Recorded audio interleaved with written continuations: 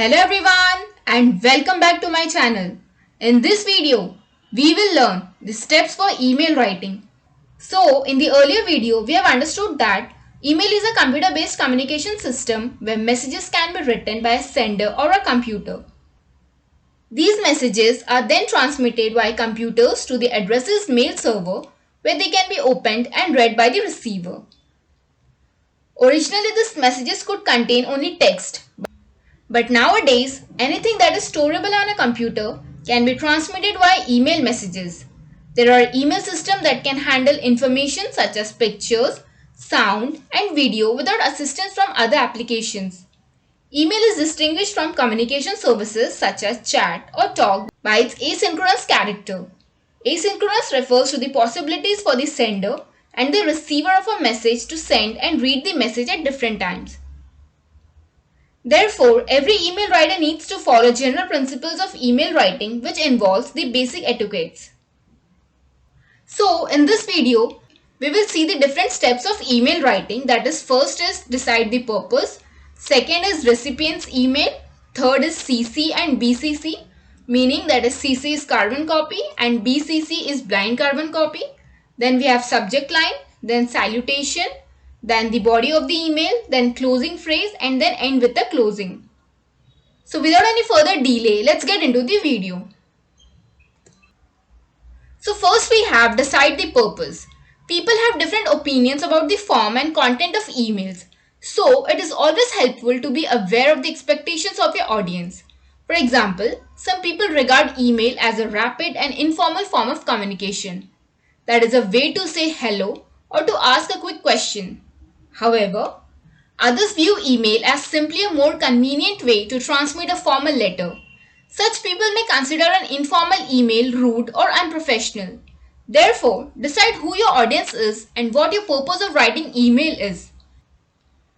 This is essential to ensure that your message has its intended effect. Then second we have recipient's email. The recipient's address should be written exactly without a single letter error as it will lead to the domain failure. Even the initial letter either capital or small letter.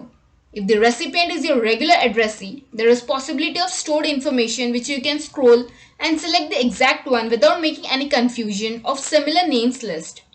Therefore, maintain the contact list and store it. Then third we have CC and BCC. That is the CC, the carbon copy, and BCC is the blind carbon copy. So copying individuals on an email is a good way to send your message to the main recipient while also sending someone else a copy at the same time.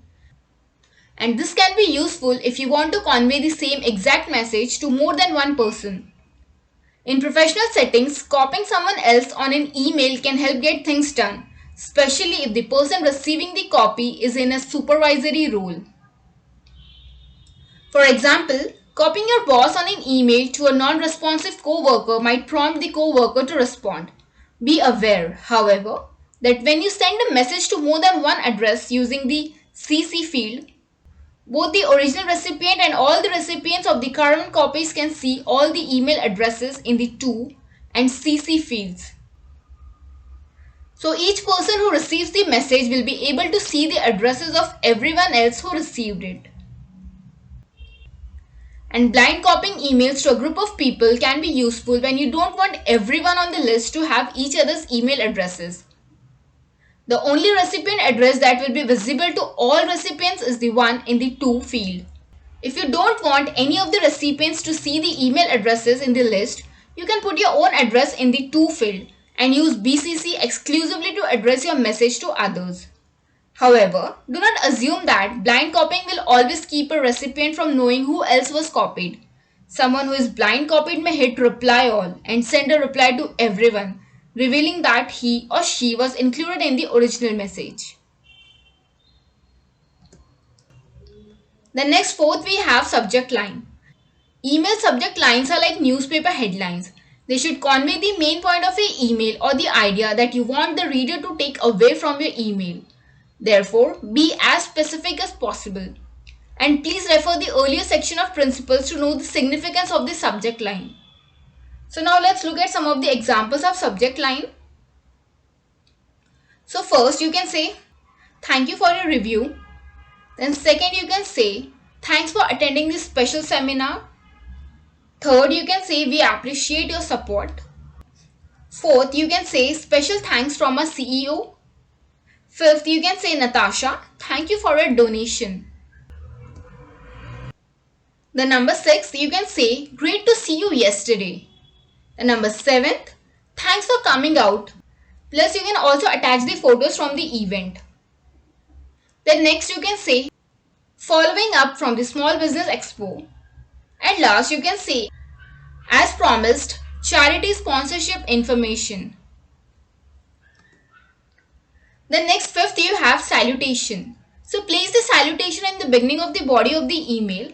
The salutation begins with the word dear, continues with the recipient's title and last name and ends with a colon.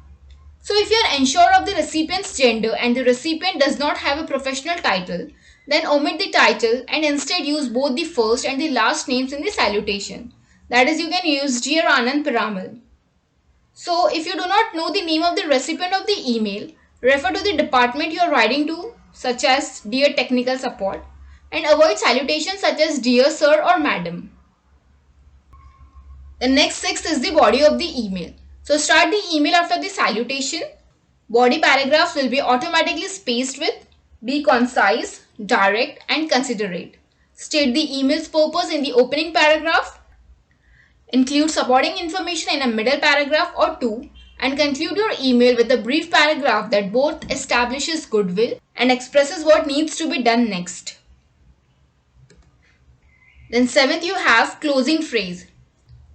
Before you end your email, it's polite to thank your reader one more time and add some polite closing remarks. You might start with thank you for your patience and cooperation or thank you for your consideration and then follow up with if you have any questions or concerns, don't hesitate to let me know and I look forward to hearing from you.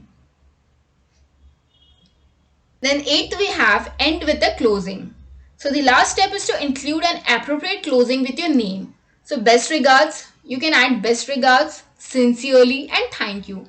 And these are all professional. So avoid closing such as best wishes or cheers unless you are good friends with the reader. Write a complimentary closing phrase 2 spaces below the final body paragraph with warm regards or yours truly or sincerely yours are common endings for professional emails. So capitalize the first letter of the first word of your complimentary closing and end of the complimentary closing with a comma. Then finally, before you hit the send button, review and spell check your email one more time to make sure it's truly perfect. So friends, I hope you enjoyed this English lesson series and learned a lot. So you can continue studying with me by subscribing to my channel. Thank you for watching.